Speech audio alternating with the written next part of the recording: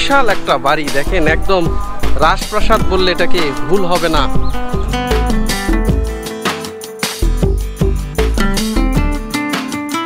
ওটা তো জমিদার ফ্যামিলি। ও আচ্ছা, ওটা জমিদার, ওরা দুই ভাই। হ্যাঁ হ্যাঁ হ্যাঁ হ্যাঁ, বড় ভাই ওখানে আর ছোট ভাই এখানে।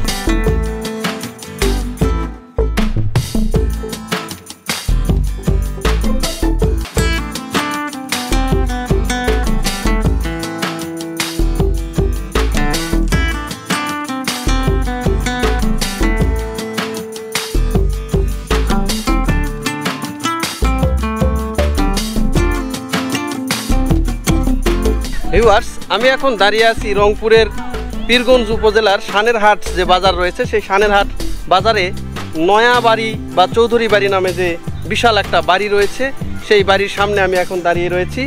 এটা হচ্ছে সেই বাড়ির মূল যে গেট, সেই মূল গেটে এখন আমি দাঁড়িয়ে রয়েছি। তো আলোচিত এই বাড়িটি বিশাল একটা বাড়ি। এখানে প্রতিদিন দূর দূরান্ত থেকে মানুষ এসে ভিড় জমায় এই বাড়িটা এক নজর দেখার জন্য।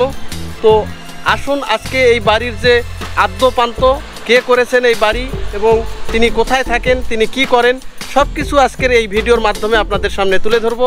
তো চলুন ভিউয়ার্স, আজকের এই নয়া যে বাড়ি বা চৌধুরী বাড়ি ঘুরে আসি এই নয়া বাড়ি বা চৌধুরী বাড়ি থেকে।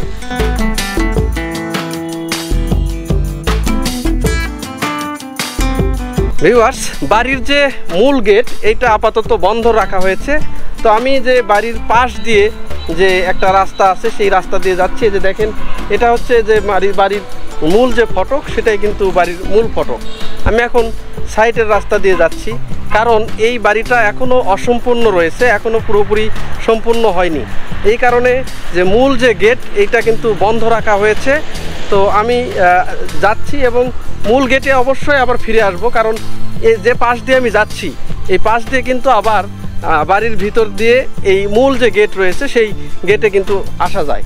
তো দেখেন, আপনারা মূল গেটগুলো দেখলেও বুঝতে পারবেন যে এখানে কত সুন্দর যে একটা করে কারুকাজ এটা করা হয়েছে। আবার একটা 5 স্টার মানের হোটেলে ঢুকলে যেরকম একটা ফিল পাওয়া যায়, সে ধরনের একটা ফিলিংস এখানে হচ্ছে। দেখেন বিশাল, আর চারপাশ দিয়ে এই যে এটা নারকেল গাছ অথবা সুপারি গাছ হবে, সেই গাছগুলো লাগানো হয়েছে এখানে।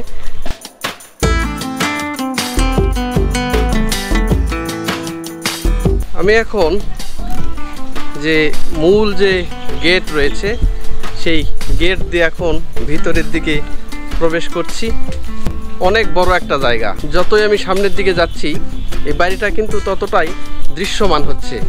বিশাল একটা বাড়ি করা হয়েছে, রাজপ্রাসাদের মতো একটা বাড়ি, যেটা না দেখলে কখনোই বিশ্বাস করতে পারবেন না। ভাইরা কোথা থেকে আসছেন? বড় দরগা থেকে। এই বাড়ি কি দেখার জন্য? আচ্ছা আচ্ছা, হ্যাঁ। বাংলাদেশের উত্তরের জেলা রংপুরের পীরগঞ্জ থানার এক শান্ত ছোট্ট জনপদ সানেরহাট। এই গ্রামের বুকেই মাথা উঁচু করে দাঁড়িয়ে আছে এক রাজপ্রাসাদের মতো বাড়ি, যার নাম নয়া বাড়ি বা স্থানীয়দের মুখে মুখে পরিচিত চৌধুরী বাড়ি নামে।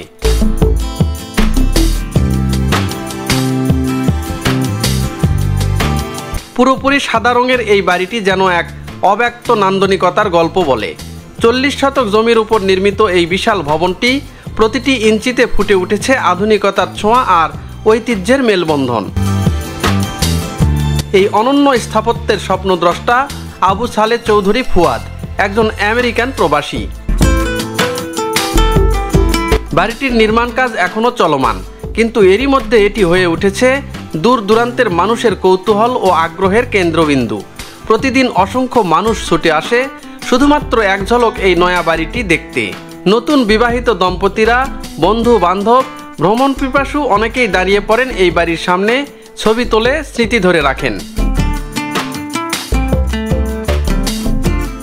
যতটুকু কাজ হয়েছে তাতেই বলা যায় একদিন এই বাড়িটি হয়ে উঠবে এলাকার গর্ব, একটি দর্শনীয় স্থান যেখানে স্থাপত্য মিশে যাবে কল্পনার রূপকথার সঙ্গে।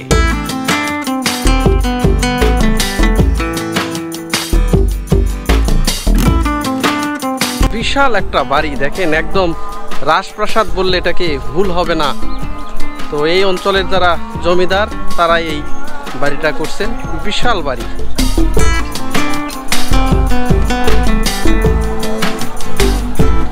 এটা বাড়ির মূলত পেছন পাশে। তো সামনের যে গেট আপনারা দেখতে পেলেন, ওই গেট দিয়ে সামনের দিকে দেখলাম একটু দড়ি বাঁধা আছে, সেই জায়গা দিয়ে উপরে ওঠা যাবে না। আমি এই পিছনের যে গেটটা রয়েছে এই গেট দিয়ে আমি এখন উপরের দিকে যাব, আপনাদেরকে দেখাবো ভিতরের যে কারুকাজ সেগুলো কেমন। যেহেতু বাড়ির ভিতরে কেউ থাকেন না, সবগুলো দরজায় এখন বন্ধ, এরকম সবগুলোই লক করা রয়েছে। আর এখান থেকে বাড়ির ভিতরের কিছুটা ভিতরে দেখা যাচ্ছে। ওই যে দেখেন, এটা মূলত ডুপ্লেক্স বাড়ি, যেখানে আপনি দেখতে পাচ্ছেন এটা মূলত হচ্ছে বাড়ির ভিতরের অংশ। দেখেন দুটা সিঁড়ি উপরের দিকে উঠে গেছে। এই পেছন পাশ থেকে বাড়িটা কেমন লাগে সেটাও আমি দেখাচ্ছি আপনাদের। আর সেই সাথে এখানে যে কিছু লোকজনকে আমি দেখতে পাচ্ছি, মনে হয় ওনারাই এই বাড়িটা দেখাশোনা করতেছে। তো ওনাদের সঙ্গে একটু কথা বলে জানা যাক যে বাড়িটা কে নির্মাণ করতে। এখানে আমি কয়েকজন মুরব্বী লোককে পাইছি, যেনারা আপনারাই তো বাড়ি দেখাশোনা করতেছেন, তাই তো?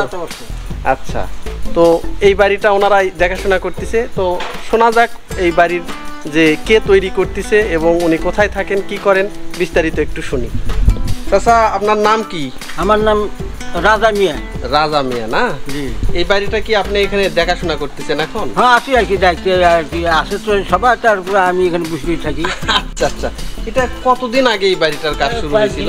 এবার এই 24 সালে বাড়িটা হয়ে গেছে। 24 সালে হয়ে গেছিল। আর কাজটা শুরু হয়েছিল কত আগে? প্রায় 21 সালের মতো। 21 সালের মতো।